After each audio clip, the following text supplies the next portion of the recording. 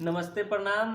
हम आप सबके भाई बजरंगी भाई यादव और ये हमारे भाई राजा रंजन।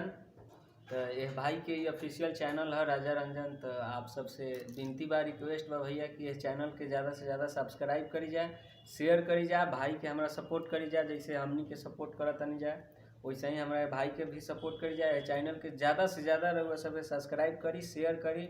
आ जौन भी गाना आई तो बेल आइकन के रउआ दबा ली कि अपडेट रहम जाए। ठीक बा।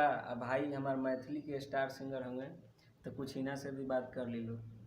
नमस्कार भाई, हम सिंगर राजा राम। अहाँ सब तो जानते छे, तो हम जितने 18 का आदमी के सब हमारा जानते छे। क्या बात तो है। आप लोग के बीच में हम लेकर आए जे अहाँ सब भाई साहब का बहुत गाना सुनने से फिर हम सब लगा कर आ जियो।